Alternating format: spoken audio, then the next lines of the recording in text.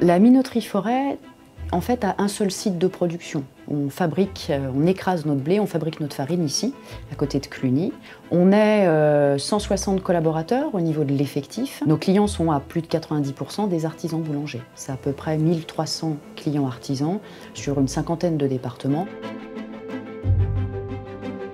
Nos clients ont été très touchés par le Covid. Au démarrage, de manière très positive, c'est-à-dire que les gens se sont précipités dans les fournils, dans les boulangeries, acheter du pain en quantité, des croissants un petit peu par peur, j'imagine, de manquer. Et très vite, ils ont déchanté puisqu'on a des pertes de chiffre d'affaires chez nos clients en moyenne entre 35 et moins 40%.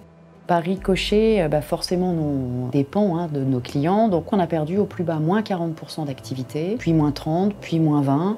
Aujourd'hui, on a quasiment retrouvé notre niveau d'activité normal.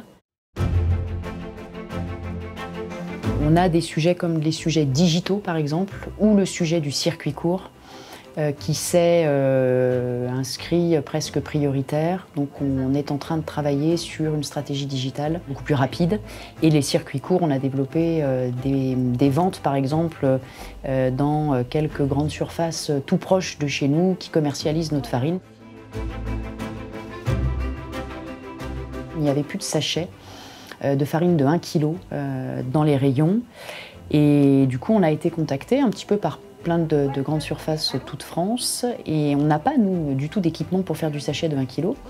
Donc on a petit à petit proposé du sachet en 5 kg sur quelques grandes surfaces tout à fait localement. C'était Cluny, c'était Châlons. Là, on était sur le rayon épicerie des grandes surfaces, donc c'est des petits volumes.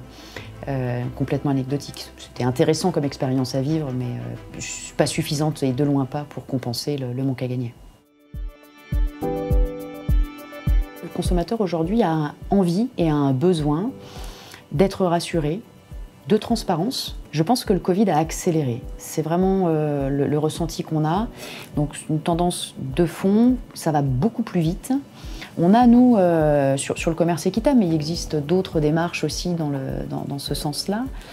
Quand nos clients artisans boulangers décident de s'inscrire dans la démarche, on fait une animation d'inauguration, une ouverture. Aujourd'hui, on a 3 fois plus de demandes post-Covid, donc ça veut quand même dire que ça va plus vite et que les gens sont de plus en plus en demande, en fait, de sens. Voilà. Après, la problématique, c'est combien ça coûte. Est-ce que le consommateur est prêt à mettre un petit peu plus? Est-ce que le boulanger ou le meunier est prêt à prendre en charge une partie aussi?